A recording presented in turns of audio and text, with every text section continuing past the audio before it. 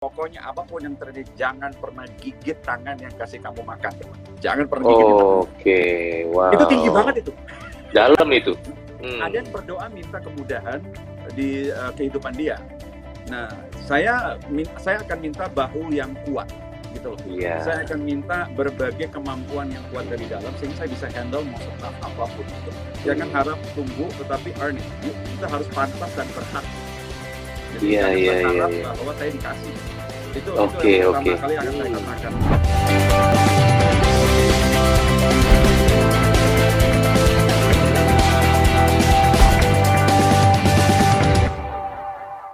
Hing, thank you so much udah datang di acara Coaching with Coach YGP. Kali ini tamu spesialnya adalah Hingranata Nikolai. Jadi daripada saya menjelaskan siapa beliau ini, mendingan beliau langsung jelasin gitu ya. Sebenarnya beliau ini siapa? Karena banyak yang udah kenal, banyak yang udah tahu, tapi yang belum tahu, ayo kenal dulu. Siapa sih sebenarnya beliau ini? Hing tuh siapa sebenarnya gitu? Ya perantau juga. Tapi sekarang ini apa? Sekarang ini Hing tuh sebagai apa gitu? Profesi paling sering yang saya lakukan adalah saya memberikan banyak training, juga memberikan banyak coaching untuk baik personal, terutama para pebisnis, para profesional, para corporate. Ya, jadi kerjaan saya sehari-hari saat ini memang karena masih terbatas COVID dan sejenisnya. Semuanya harus dilakukan secara online seperti ini, ya melayani klien dengan online, ya. Jadi ini kegiatan sehari-hari. Saya menulis, saya senang mendesain, saya senang bikin banyak konsep dan lain-lain. That's what I do. Jadi Hingranata ini adalah seorang master trainer NLP. Master trainernya benar-benar tingkat dunia, luar biasa. NLP itu bagi yang belum tahu adalah Neuro Linguistic Programming gitu ya. Terjemahan bahasa Indonesianya apa tuh ya? Tapi pokoknya NLP lah gitu. Mungkin Hing punya formal terjemahan bahasa Indonesianya ya? Apa NLP itu ya? Neuro Linguistic Program. Karena nama tengah NLP itu adalah linguistik. Dan nama depannya itu neuro. Jadi sebetulnya adalah orang-orang yang kalau misalnya ingin sukses, ya punya neuro yang oke, linguistik yang oke. Dan kalau kita bicara programming, berarti strategi-strategi yang oke. Nah, jadi, luar biasa. Bagaimana kita menggabungkan semuanya itu untuk strategi sukses kan, gitu loh. Wow. Ya, dan secara singkat, sebetulnya itu adalah semua orang yang sudah sukses ya, Yohanes dan juga semua yang ada di sini. Sebenarnya apa yang kita ingin capai itu sebetulnya sudah banyak orang yang capai kan gitu loh. Saya mau toko handphone, ya sudah banyak toko handphone yang sukses. Saya mau bisnis online, sudah banyak bisnis online yang sukses. Karena tinggal itu ya, punya mentor, punya coach, punya orang-orang yang siap kita tanyakan gitu, cari tahu, modeling. Iya, itu sebenarnya jalan yang paling singkat. Nah, NLP salah satu intinya sebetulnya modeling, gitu loh. Luar kita cari biasa. tahu cara berpikir orang yang lebih sukses tuh gimana sih? Ya cara mereka berbahasa, gitu loh. Nah, menarik nggak yang nonton? Menarik banget kan? Kita akan bahas 1 jam. Ini sama bukan trainernya loh, master trainer NLP dan ini tingkat dunia. Dan Hingranata, I have to tell you this and you know this, bahwa Hingranata ini salah seorang yang inspiratif buat saya dan berpengaruh ke dalam hidup saya. Salah satu gurunya Coach Johannes G. Pauli juga Hingranata Nikolai ini. Luar biasa. Ini salah satu guru saya luar biasa gitu ya. So, Hing, sebelum kita mau tanya-tanya tentang Hingranata Nikolai ini sebelumnya apa dan masa sekarang ini kita harus gimana dan masa depan, boleh ya saya infokan dulu kepada yang nonton, Coach Johannes mau bagi-bagi buku ini. Nah, ini buku Business is Fun. Ya, buku ini isinya adalah 7 strategi praktis yang lengkap dan sudah terbukti berhasil. Kita bilang sudah terbukti berhasil, Hing. Karena memang beneran kita terapin ke bisnis saya, bisnis klien-klien kita di Gratio Practical Business Coaching. Hasilnya, bener-bener bisnisnya bisa profitable dan autopilot, gitu ya. Autopilot apa sih? Ya, bisnis bisa jalan sendiri, pemilik bisnis bisa jalan-jalan. Asik kan kalau kayak gitu ya? Nah, nanti Coach Johannes akan kasih tahu caranya untuk dapetin gratis buku tersebut. Sekarang kita fokus ke Hing dulu nih. Hing, sebelum jadi seorang Hingranata Nikolai, gitu ya. Bab 1-nya, kehidupan sebelumnya tuh ngapain sih sebenarnya? Sebelum jadi seorang... Orang bisa menebak karena mata saya sipit, kecil jaga toko lah ini pasti. Dan saya memang dari kecil dididik dengan didikan keras kota kecil. Adalah jaga toko, ya semua lakukan sendiri dari kecil. Dan di mana, Hing? Ada yang di Maumere, di Flores. Oh, wow. Nah, ada yang soalnya ada orang yang bertanya, kok saya nggak bisa diem gitu loh.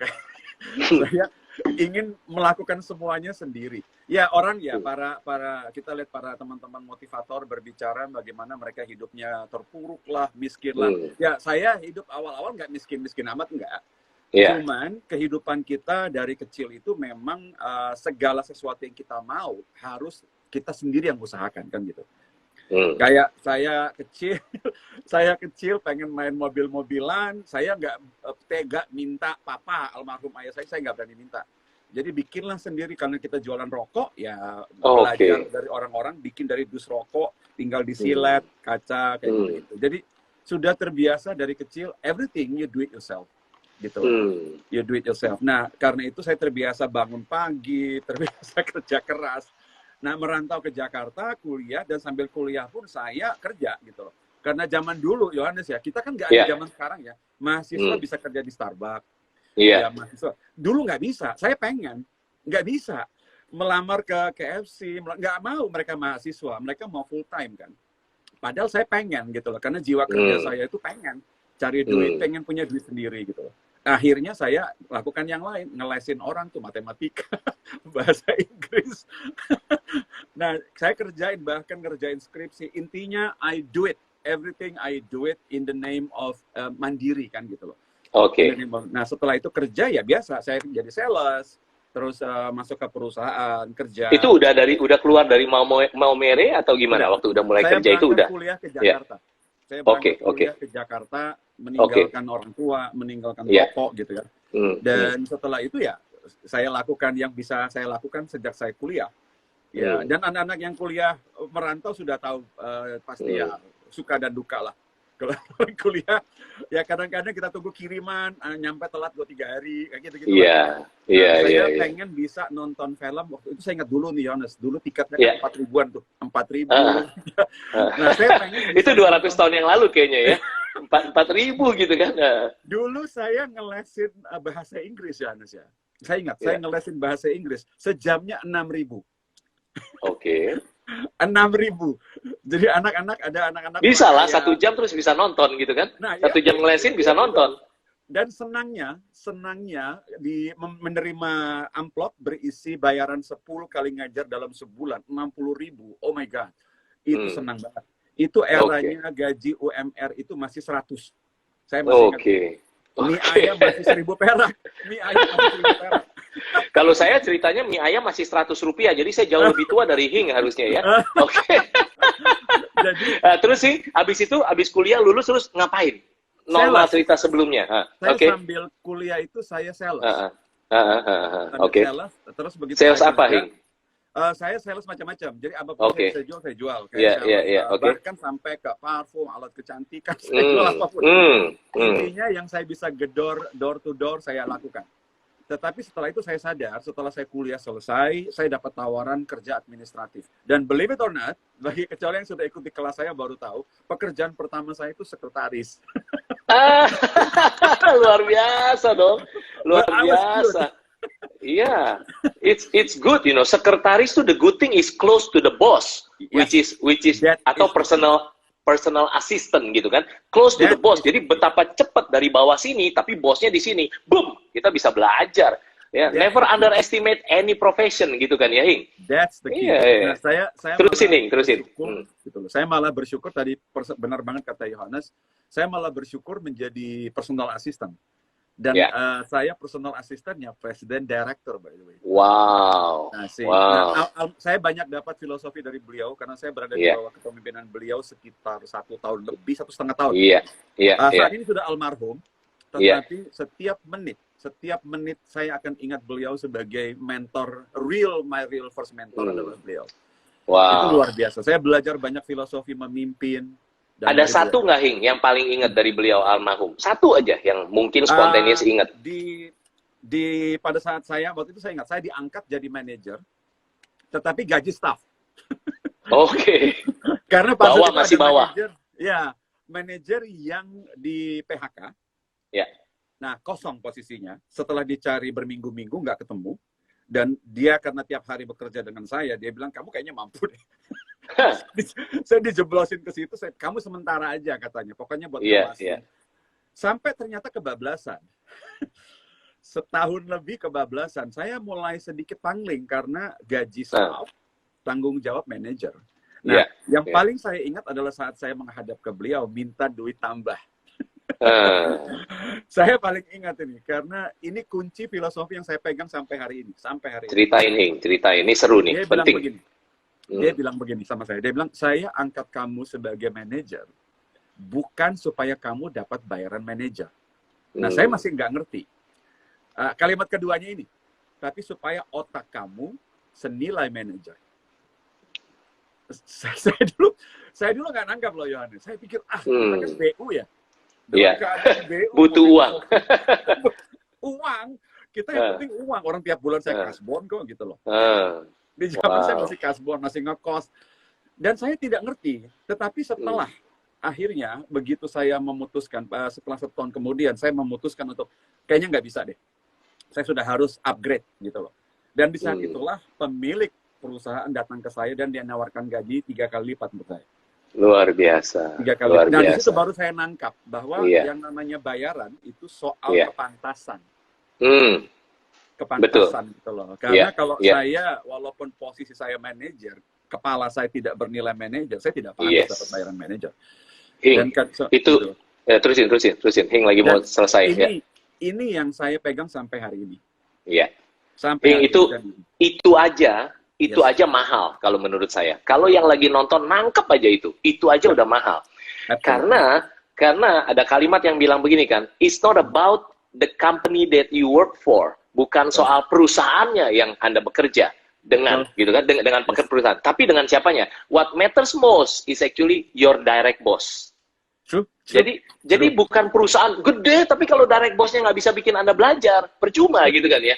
Tapi kalau dengan perusahaan, mau startup, mau kecil, mau menengah, mau apa, tapi kalau atasan Anda langsung atau ownernya langsung bisa bikin kita belajar, jadi kapasitas kita boom naik, breakthrough, itu mahal. Tapi banyak orang tidak sadari itu, gitu ya. Absolutely true. Iya.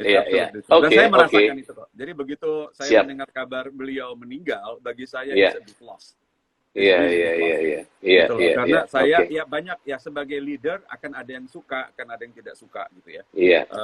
Tapi karena saya work close dengan beliau pada saat itu, saya masih ingat sampai hari ini pelajaran saya masih remember. I still remember. Luar biasa. Terus abis itu prosesnya kalau dicepetin yang bab 1 nih, sebelum ini kan hari ini bab 2, nanti bab 3 kita ngomongin.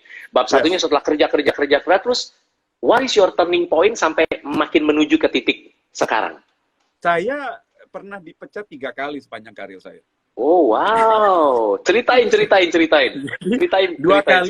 kali karena PHK pengurangan. Itu pengurangan bisnis rasionalisasi. Kalau Yohanes ingat pada saat 38 bank likuidasi, era krisis moneter 97. Iya.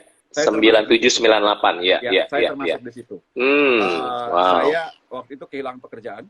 Dan waktu itu saya ingat komisaris menawarkan saya untuk ya udah you work for my other company lah, yang berarti saya punya value tertentu. Tetapi ada satu nasihat dari my uncle, saya bilang should I stay kan gitu. Saya telepon karena dia lebih experience, dia bilang begini, you still young, you belum married, saya bilang gitu, this is the time you get some adventures, dia bilang go out. Kalau istilahnya bahasa Inggris get your butt kicked lah.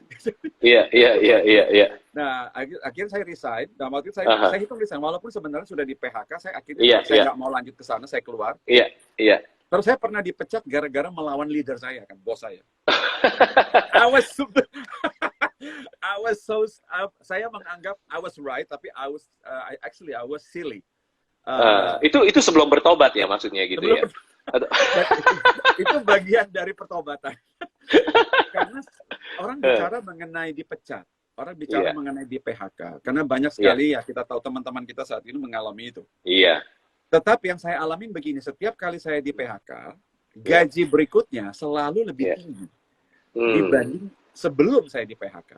Nah, apa yang ada di dalamnya Hing ngelewatin PHK itu? Ayo. Ini jadi pada saat itu, inilah nasihat saya bilang tadi, mantan bos saya soal filosofi tadi, penting.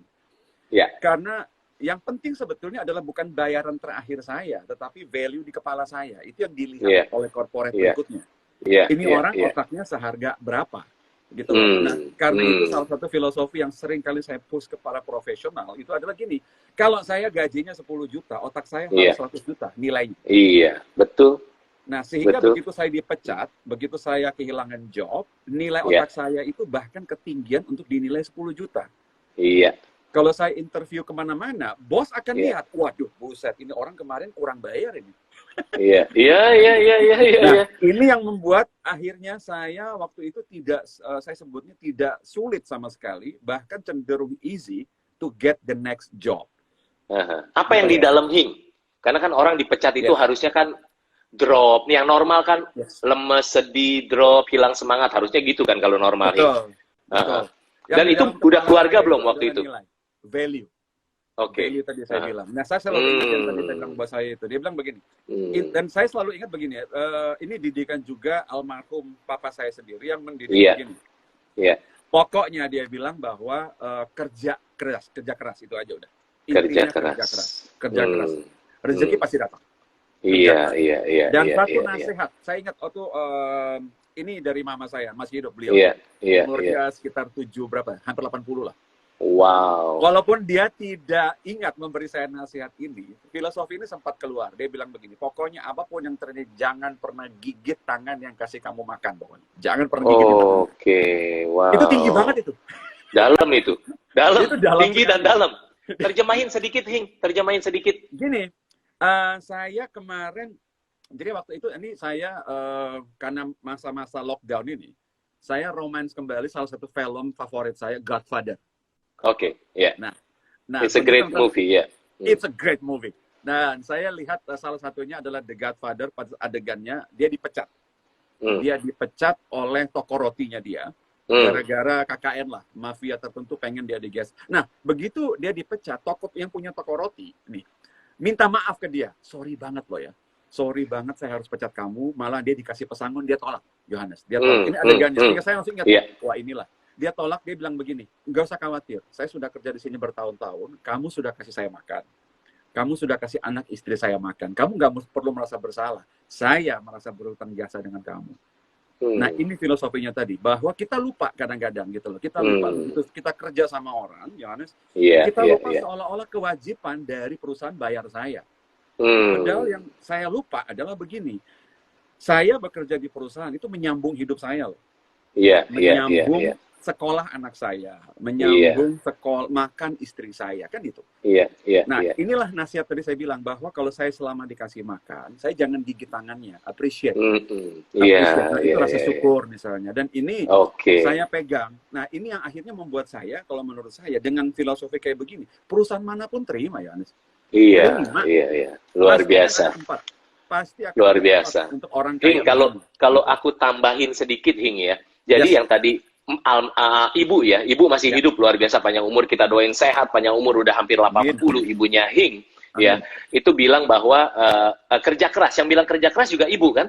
Ya, semuanya juga sama. Ibu kan, ibu. Kerja keras katanya, Nah, yang menarik adalah kalau di formula suksesnya Coach Yohanes G. Pauli, kan BAR, B dikali A dikali R, believe dikali action dikali response, responsnya harus bijaksana. Ini BAR ini kerja keras kita nih, ya kan? Tapi ingat, ada pangkat G-nya. G itu God. Nah, ini multiplikasinya nih. Jadi makanya kita harus kerja keras. Tapi kita tahu bahwa ada hari ini karena benar-benar Tuhan yang multiplikasi kita gitu. Jadi mengandalkan Tuhan juga itu penting gitu ya, Hing ya. Ya, jadi Barji tadi. Saya kawinkan itu dengan filosofinya si Jim Rohn. Nah, jadi karena saya pada saat setelah saya masuk ke perusahaan dan manajer yang saya gantikan itu manajer SDM waktu itu. Jadi pada saat itu, Yohanes, karena saya ini dadakan sifatnya. Saya dalam berapa minggu itu saya lalap berbagai buku mengenai manusia gitu. Karena saya berkecimpung di SDM ini tabrakan gitu loh. Saya harus belajar ulang semua. Dan karena saya senang dengan belajar, it doesn't matter. Dan salah satu filosofi yang saya baca itu punya Jim Rohn. Gurunya dari banyak guru itu. Gurunya banyak guru nih. Dia bilang begini, jangan pernah minta easy life kan, tetapi minta big shoulder. Supaya, nah jadi bukannya saya minta kehidupannya yang lunak, tetapi saya minta bahu yang kuat kan.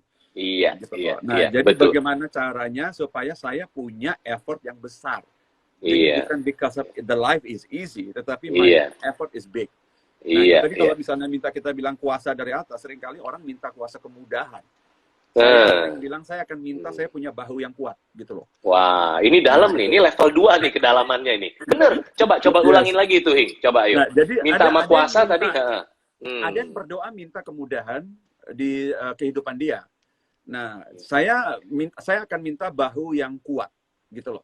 Saya akan minta berbagai kemampuan yang kuat dari dalam sehingga saya bisa handle mau staff apapun gitu. It's so deep. Nah, it's jadi so deep ya buat tadi kalau Yohanes bicara mengenai kuasa yang dari atas, saya akan mengingatkan ke arah sana. Jadi karena ada jadi minta sama Tuhan supaya kitanya lebih kuat gitu ya. Betul. Minta kemudahan sih boleh ya, Hing, tapi maksudnya jangan berharap kitanya santai aja, nge-flow aja Jack terus tiba-tiba mudah semua gitu kan. Nggak bisa nge-flow aja Jack, ya nggak sih? Harus kerja keras, betul. Dan yang lebih bagus begini, kembali, karena saya suka nonton film. Iya. Big movie buff, dan saya juga senang baca, saya senang orang-orang pintar gitu loh. Ada satu film yang sangat unik, I think it's Morgan Freeman, saya lupa filmnya exactly. Iya. Itu juga banyak movie-movie filosofis banget ya, Morgan Freeman, banyak yang saya tarik, karena saya orang NLP banget, jadi saya bisa tarik itu untuk internal dialogue, sebagai filosofi kan. Kalimatnya begini, pada saat kita minta misalnya adalah let's say kita minta kekuatan untuk diri kita, yang kita dapat itu bukan kekuatan loh Yohanes. Yang kita dapat itu ujiannya. Iya kan? Yang kita ini level 3 dalamnya nih. Kalau yang belum nangkep ini level 3 ini. Iya. Jadi yang kita dapat itu bukan kekuatan, yang kita dapat itu adalah ujian supaya kekuatan kita keluar. Betul. Gitu harus angkat-angkat dulu, ya kan, ujian, ototnya jadi lebih kuat, gitu kan? Karena kita tidak lahir dengan kekuatan itu, kita lahir dengan potensi kekuatannya, kan gitu. Iya, luar biasa. Kalau tidak ada ujiannya, kita nggak bakal keluarkan itu. Iya. Hing, bentar dulu, Hing.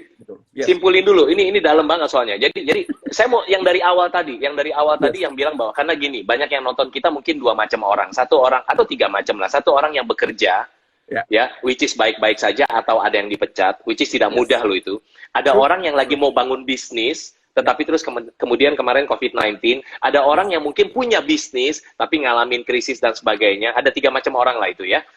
Jadi saya cuma mau nyimpulin begini tadi yang Hing bilang bahwa waktu jadi karyawan itu intinya otak kita atau kapasitas kita harus di level yang kita mau, bahkan lebih 10 kali lipat bahkan. Harus lebih. Kalau bisa 10 kali lipat gitu kan. Nah, konteksnya buat yang lagi bekerja adalah berarti jangan berharap kita cuma soal dapat gaji doang.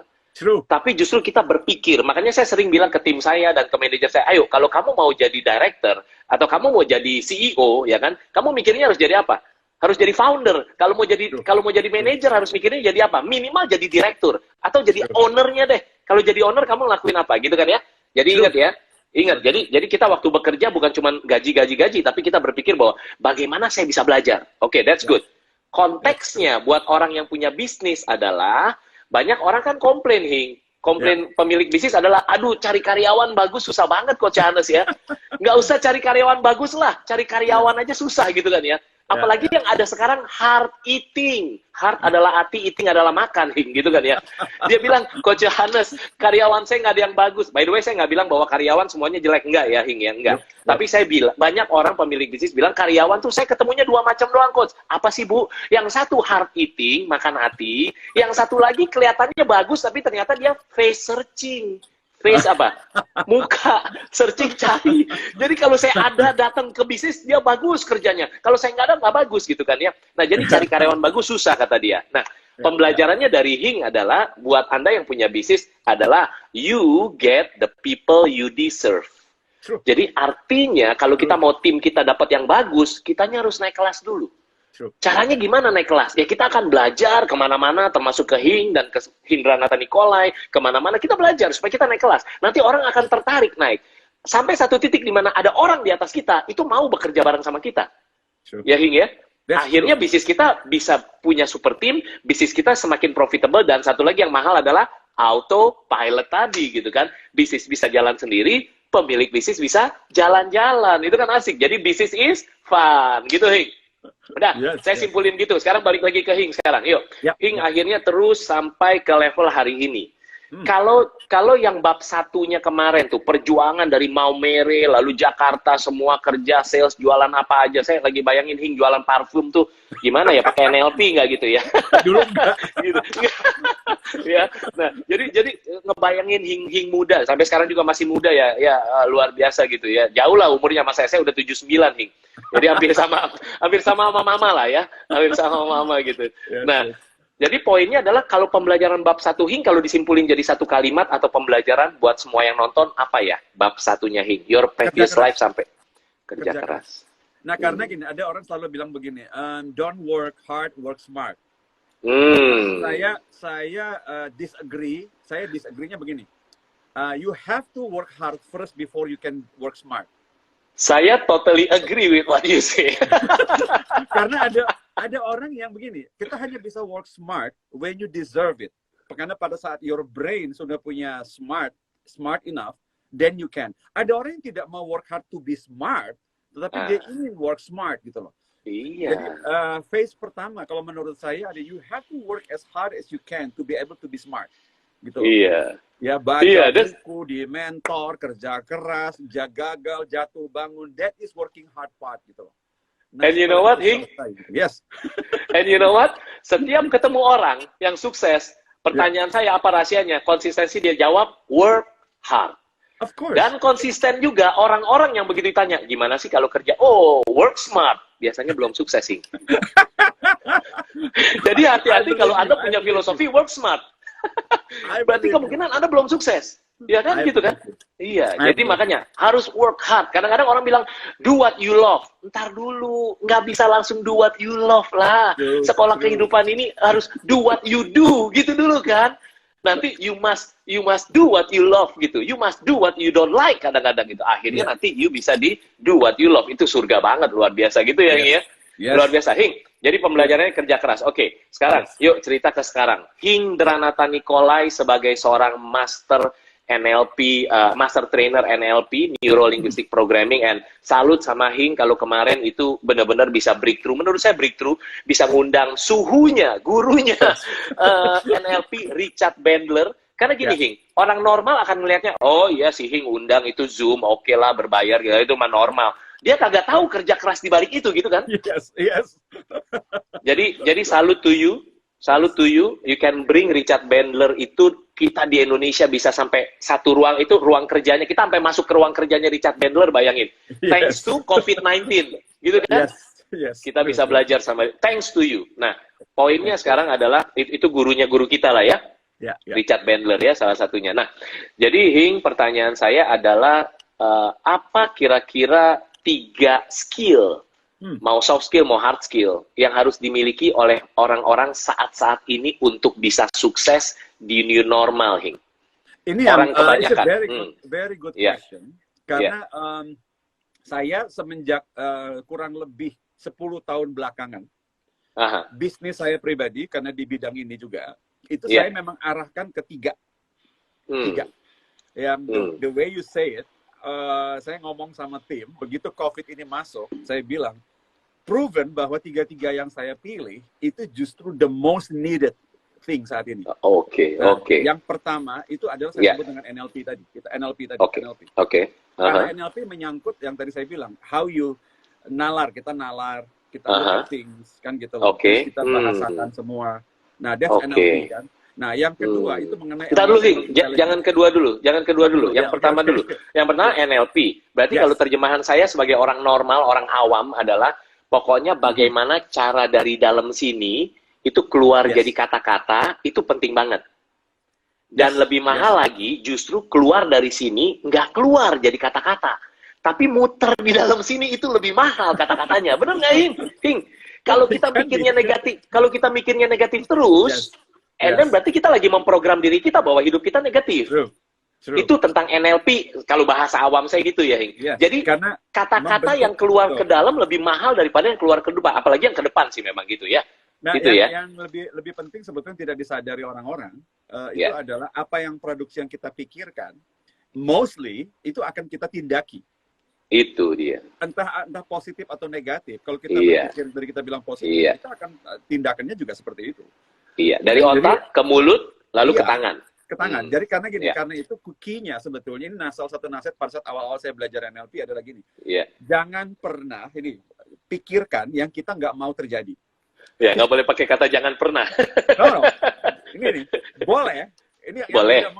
Yang tidak mengerti NLP, nah bilang nggak boleh. Padahal ini boleh. Tapi boleh. Ini. Jangan pernah memikirkan yang tidak mau kita lihat terjadi. Pikirkan yang kita mau lihat terjadi. Iya. Nah, lengkap jadi itu. Setiap kali kita, karena gini, ini juga bagus buat para pebisnis nih. Seandainya kalau kita mau bikin instruksi, ini Yohanes, ini bagus nih. Iya. Karena terlalu banyak orang-orang yang berprofesi di bidang saya bilang nggak boleh pakai kata jangan. Oh, boleh. Boleh. Asal lengkap. Tetapi harus ada kalimat kedua yang berbentuk instruksi, yang mengikuti kata jangan. Nah, karena ada salah satu studi yang bagus nih, orang-orang yang selalu positif. Ini mereka waktu itu menguji dengan tim pemadam kebakaran loh, Yohanes, gini. Nah, ada satu tim yang mereka hanya bilang bahwa do this. Kalimatnya positif semua. Nah, tim ini punya tingkat kecelakaan yang tinggi. Dibanding dengan tim yang dapat 2 instruksi. Do this, don't do this. Do this, don't do this. Do this, don't do this. Nah, karena manusia juga perlu tahu yang don'ts-nya. Nah, salahnya kalau hanya don'ts. Nah, itu nggak boleh. Iya. Boleh dua-duanya. Bagus banget. Jadi, jangan takut kamu miskin. Nah, usahalah. Pikirkanlah bahwa kamu pasti bisa kaya, gitu ya. Betul. Jangan takut kamu akan tidak bahagia. Oh, itu juga tidak bahagia juga bagus. Tapi pikirkanlah bagaimana caranya kamu bahagia. Wah, keren, ilmu mahal. Oke, itu yang pertama. 3 skill yang harus dimiliki setiap orang di new normal ini. Yang pertama adalah NLP harus dikuasai. Nah, yang kedua itu emotional intelligence. Emotional intelligence. Ya, silakan. Emotional. Karena secara emosional kita tahu godaan terbesar itu adalah rasa takut, bingung, stres. Jadi kemampuan untuk mengelola sikap emosional is very very important. Nah, itu yang kedua. Jadi bagaimana supaya kita merespon semuanya dengan emosional yang jauh lebih intelijen. Ya, gitu loh. Jadi bukan cuma kemana-mana nyari informasi yang menakut-nakutin diri. Terus informasi nakut-nakutin orang lain. Nah, jadi yang kedua itu emotional intelligence. Gitu loh. Yang siap. Nah, yang ketiga, selalu manusia punya 2 part. Satu adalah emosi, satu rasio. Nah, karena itu yang ketiga itu adalah thinking sudah. Creativity, solving problem, making decisions gitu loh. Nah, 3 inilah yang saya selama kurang lebih 10 tahun terakhir ini konsentrasi saya itu. Gitu. Jadi selain emotional, you think about it. Gitu. Jadi kita bilang bahwa pandai mengelola emosi is not enough. Setelah itu bisnis harus jalan gitu loh. Betul. Bisnis harus jalan, saya harus produce idea gitu loh. Ya saya harus jualan. Nah, itu butuh Betul. thinking. Saya butuh thinking. Saya butuh making decision quickly, creativity gitu loh. Nah, jadi very good. Jadi kelihatannya yang kedua dan ketiga kalau saya lihat, jadi yang kedua itu soft dimension which is emotional intelligence. Yang sebelah kanan, setelah itu yang ketiga, tadi ya, problem solving, creative thinking, itu hard dimension gitu ya. Walaupun sebenarnya mix lah ya, sebenarnya mix, tapi kalau disimpelin bisa begitu gitu ya. Wow, luar biasa. Hing, ini cepat banget, kita udah 40 menit, luar biasa. Wow. Saya kayaknya baru 5 menit kita ngomong ya. Dari salesman perfume, saya jadi ingetnya salesman perfume nih. Sampai bisa jadi Hing yang kayak sekarang. Ini by the way ngingetin lagi Hing buat yang lagi nonton kita, nanti di akhir Coach Yohanes kasih tahu ini biar bisa dapat buku Business is Fun karangan Coach Yohanes G. Pauli. Ini banyak banget testimonialnya bilang ini daging. Yang pertama kali dengar ini daging, saya bingung. Emang saya jualan daging gitu kan ya? Ini padahal buku kan, bukan jualan soto. Lalu juga ini basically banyak yang bilang ini kitabnya entrepreneurs. Jadi buat Anda yang mau bangun bisnis sama yang Anda udah punya bisnis, banyak yang nyontek ngelihatnya ke dalam sini, nyontek secara positif. Maksudnya karena di sini banyak strategi-strategi praktis gitu ya. Ujung-ujungnya biar bisnisnya jadi semakin profitable dan autopilot gitu. Oke? Nanti Coach Yohanes kasih tahu. Now, Hing, Yes. Coach Anas mau tanya begini, karena yang nonton kita kan biasanya followersnya Coach Anas itu ada 2 lah biasanya. Yang satu adalah dia mau bangun bisnis, karena kan Coach Anas selalu saya ajarin orang untuk, ayo yang mau bangun bisnis, bangun bisnis. Kalau mau yang jadi karyawan nggak salah juga ya, karena kan setiap panggilan kan, panggilan hidup gitu. Nah, yang mau bangun bisnis itu ada satu. Satu lagi adalah yang tadi, yang bisnisnya sudah punya bisnis, mau offline, mau online gitu ya, mau gede sampai kecil, menengah kecil gitu ya. Karena di Gratio yang kita coaching tuh dari yang gede banget, triliunan gitu, ownernya rendah hati banget di coaching, di Gratio Practical Business Coaching. Bukan saya yang coaching Certified Business Coach yang luar biasa di Gratio, saya sebagai master coach-nya Tuhan percayakan gitu ya. Sampai yang kecil imut, Hing, UKM, startup, sampai minimalis, di bawahnya UKM kata dia gitu. Coach saya di bawahnya mikro gitu ya, macam-macam. Nah, sekarang saya mau tanya sama Hing begini, kalau pesan seorang Hindranata Nikolai, dari sisi NLP, dari sisi seorang kapasitas Hindranata Nikolai gitu ya, untuk 2 tipe orang ini. Satu adalah orang yang mau bangun bisnis dulu deh. Orang yang mau bangun bisnis. What is your advice? Your advice gitu buat mereka. Saya pertama set up bisnis, pertama kali saya terjun gitu loh, itu saya invest semua tabungan saya. Wow, oke. Karena gini, waktu itu saya ingat istri saya termasuk insentif dari perfume ya, salesman perfume dulu. Semuanya. Jadi pertama kali saya set up, saya waktu itu saya sebutnya begini, memang agak nekat karena itu saya sudah belajar NLP waktu itu, saya sudah belajar. Dan bagi orang NLP, percaya begini, jangan lihat resource-nya dulu, bidik dulu, setelah itu baru putuskan, baru resource-nya baru mulai kelihatan.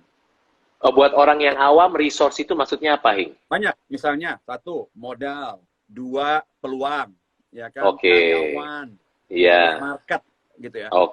Sebelum kita putusin, mau buka bisnis apa, bidang apa, mau terjun ke, mau kerja kemana, kayak gitu. Sebelum kita bikin keputusan, resource-nya nggak bakal muncul. Karena keputusan itu adalah arah, kan gitu loh. Nah, itu kalau istilahnya kita sebut aja misalnya begini, sebelum saya nyalakan tuh center, di ruangan gelap ini, kan orang ada bingung, saya mau bisnis apa ya? Mau kerja di mana ya? Nah, sebelum dalam ruangan yang gelap, sebelum kita nyalakan itu center, kita nggak tahu yang ada di situ apa aja. Gitu. Nah, saya mengambil ini karena setelah saya belajar NLP, saya bidik dulu, set target dulu, baru resource-nya baru pop. Ada orang yang keliru, dia nunggu resource. Hing, kalau dalam metafora ruangan gelap terus ada center, jadi harusnya ngapain dulu, Hing? Nah, jadi begini, saya sebenarnya kalau bagi orang yang terutama gelap ya, dia nggak tahu apa-apa gitu loh. Misalnya, bisnis ini bagus nggak ya, kan gitu. Karena dia belum mulai ya. Belum mulai misalnya. Atau kalau dia sudah punya bisnis, dia mau invest lagi, dia bertanya dong, bagus nggak ya? Nah, itu tidak akan terjawab sampai dia kejelasan dulu. Saya, misalnya gini, kalau saya putuskan, ya udah deh, saya mau buka, let's say, warung kamera lah. Saya mau buka warung kamera, misalnya karena saya hobi motret, misalnya. Nah, setelah itu baru saya jelas, oh ternyata toko kamera ada 30 di kompleks saya, yang belum mereka jual ini. Nah, berarti resource-nya baru mulai tampak, karena sekarang saya sudah tahu mau ngapain. Karena fokus gitu ya, Hing? Nah, tapi kemarin ada yang bertanya sama saya begini, nah resiko gagal gimana? Oh, semua punya resiko gagal. Bahkan kita yang mau lagi ranum di luar pun, ada risiko gagal. Betul. Gitu loh. Tetapi yang paling penting adalah gini, saya begitu kan saya bilang, begitu saya sudah mau ke sana, saya invest. Intinya sebetulnya, saya nggak tahu, ini karena filosofi orang beda-beda ya, para pebisnis punya filosofi beda-beda. Saya pribadi, kalau ditanya, saya rekomendasi apa, ini nasihat saya, makanya mentor itu penting banget. Nasihat orang yang bilang begini, Yohanes, burn the ship. Burn the ship. Burn the ship, Kalau sudah mau sampai di sebuah island, if you want to win the war, you burn the ship. Karena intinya adalah, kalau sudah bakar kapalnya. Bakar kapalnya aja, biar kita tahu bahwa kita akan habis-habisan berjuang. Atau burn the bridge, istilahnya sama ya. Bakar. Don't burn the bridge, burn the ship. Oh jangan, shipnya. Coba ceritain dikit, kenapa bukan ini? Bridge itu network dan hubungan gitu ya.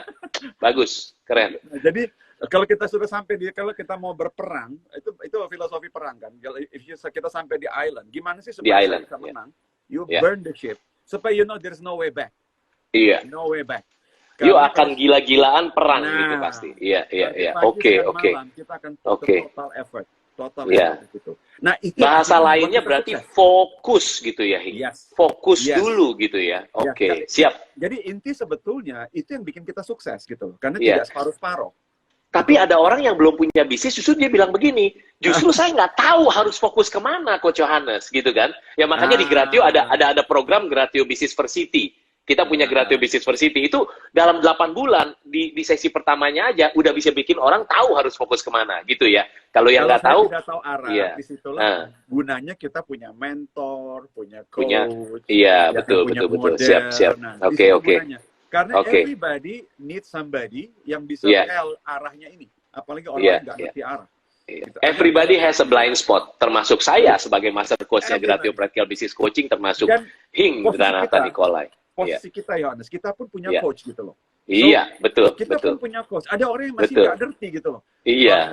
Kita semua punya mentor. Dan coba perhatikan dari tadi apa yang saya katakan. Semua adalah kata-kata mentor saya yang saya ingat. Betul. Dan Itu dia. That, gitu loh. Iya. And by the way juga gitu bicara mengenai coach juga banyak yang bilang, aduh coach, ini apakah kita harus coaching online segala macam di awal-awal? Saya bilang, saya udah dari 10 tahun lalu punya coach, itu nggak pernah ketemu muka. Emang benar-benar udah model Skype dulu, Skype gitu kan, Skype. Kita nggak pernah ketemu muka, tapi di coaching gitu kan segala macam. Ada yang dari Australia, ada yang dari New Zealand gitu kan. Ada yang dari mana, Amerika gitu kan, kayak gitu ya. Oke, Hing, tapi itu tips Hingranata Nikolai untuk mereka yang belum punya bisnis. Sekarang nih yang punya bisnis, ya yang punya bisnis itu biasanya ada beberapa macam lah, ada 4 macam lah yang punya bisnis. Satu adalah dia profitable, ya, tetapi dia belum autopilot. Duitnya banyak, tapi nggak punya kehidupan. Yang kedua, nggak punya kehidupan nih. Karena harus ke bisnis, harus ke toko, harus ngaturin karyawan. Duitnya banyak. Tapi punya karunia memiliki, tapi tidak punya karunia menikmati. Kasihan kan? Yang pertama kasihan kan? Iya nggak sih? Kasihan. Nah, yang kedua itu basically dia autopilot, tapi dia nggak profitable. Itu bisnis apa ya? Itu berarti pengangguran, ya nggak sih? Dia autopilot. Sosial. Gue bebas kemana-mana, tapi nggak menguntungkan gitu ya. Oke. By the way, yayasan sosial aja bisa menguntungkan gitu kan. Yang ketiga adalah dia udah sibuk, nggak punya waktu, nggak autopilot, sibuk banget dari pagi sampai malam sibuk banget. Ternyata dia juga tidak profitable. Yang paling kasihan yang nomor 3. Nah, kita maunya yang keempat, Hing. Tipe entrepreneurs yang keempat itu bisnisnya profitable dan bisa autopilot, gitu kan? Nah, makanya di Gratio kita selalu ngajarin entrepreneurs mencapai 2 hal tersebut, profitable and autopilot. Dan yang menarik, 99%-nya para entrepreneurs yang datang ke Gratio itu carinya autopilot, Hing.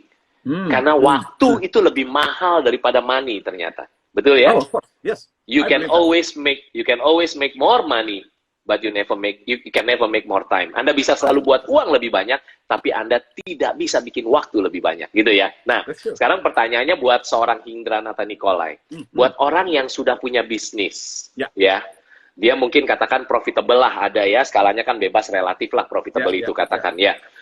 Tapi dia mungkin belum autopilot kira-kira. Ada masukan dari seorang Hingranata Nikolai? Karena gini, kalau kecuali tadi kita bilang gini, tadi Yohanes bilang bagus banget soal menikmati hidup itu. Iya. Karena gini, saya bilang kecuali begini, tidak semua orang punya kapasiti di dalam untuk bisa do everything. Yes, setuju. Saya I don't believe that. Nah, jadi gini, bahkan kecuali saya garis bawahi kecuali gini Yohanes, kecuali dia adalah artis. Nah, artis tidak bisa menyerahkan keartisannya ke orang lain. Itu aja. Iya. Nah, produk saya adalah saya buka toko, buka usaha, di mana sebetulnya saya mengelola. Then I totally recommended memang adalah you get a life. Karena biarpun bagaimana, the purpose you make profit adalah to enjoy it, kan gitu. Yes. Hing, aku tambahin sedikit yang tentang artis. Jadi artis atau apapun. Sebenarnya Hing, artis it's a brand. Betul ya? True. Tergantung, sama halnya kayak Johnny the Kway Teow Man. Dia bukan artis, tapi dia merasa dia yang harus masak, baru orang suka masakan dia, gitu kan? Belum punya kekhawatiran kalau ngajarin orang lain bisa jadi kompetitornya dia, kalau dikasih tahu resepnya bisa di hijack kompetitor gitu. Jadi dia memasak terus, karena dia merasa dia yang paling baik merasa. Nah, artis juga ternyata juga banyak yang merasa begini, oke, memang sebagai artis aku yang harus tampil, karena this is the product, gitu kan?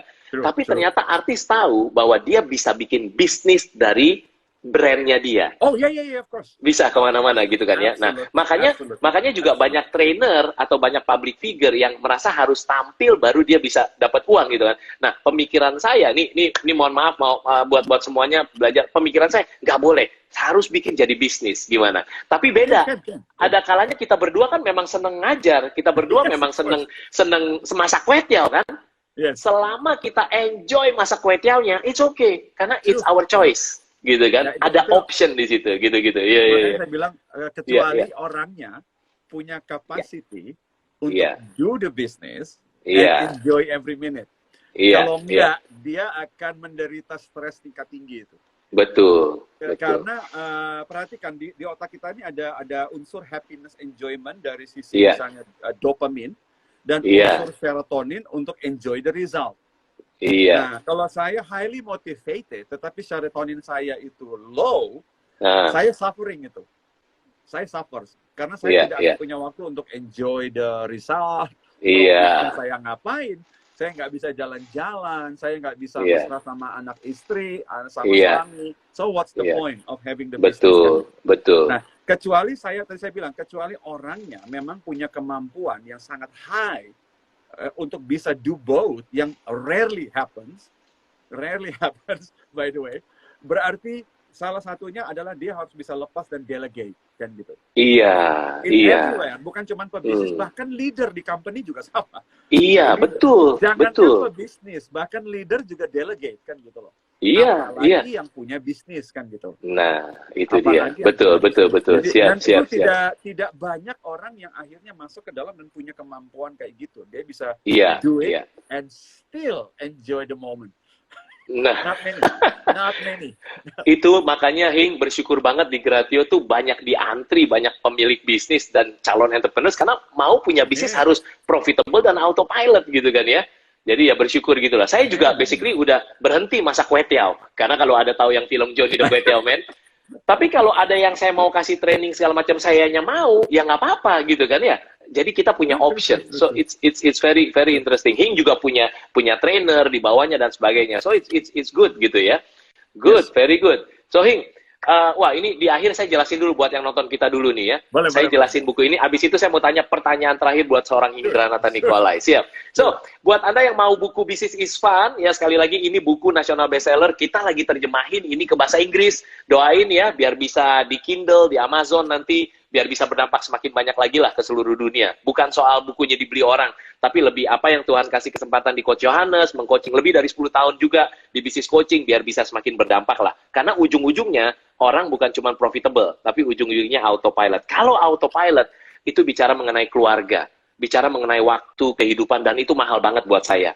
Karena, aduh, bahagia banget ngelihat orang bisa keluarganya unity, bisa jalan-jalan. Kalau nggak ada, Anda nggak hobi jalan-jalan juga nggak apa-apa. Anda bisa melakukan apa yang Anda mau gitu kan ya.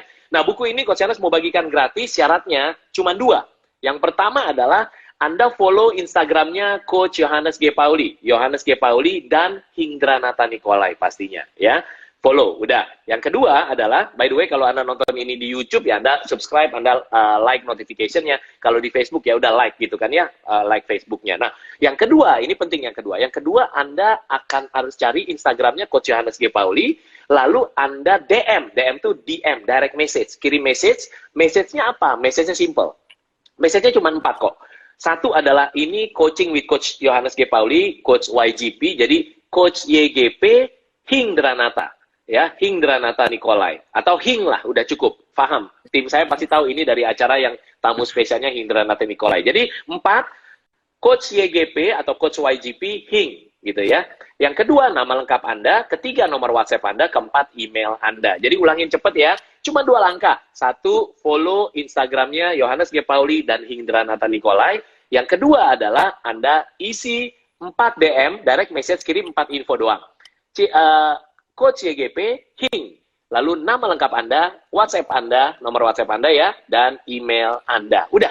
Nah, nanti DM-nya banyak banget, pasti rame. Tim saya akan ngeliat DM-DM-nya. Anda yang beruntung akan langsung dikasih DM lanjutan dan dibilang Anda pemenangnya. Kalau Anda beruntung, Anda pemenangnya, nanti langsung ini dikirim ke alamat Anda biar Anda bisa baca langsung. Oke? Siap. Waduh, langsung banyak banget tuh yang udah kirim. Jangan kirim dulu, nonton dulu ini karena ini penting banget. Ini masih ada beberapa menit lagi ya. Itu ntar aja, inget lah, gampang, terakhir. Yuk, Hing.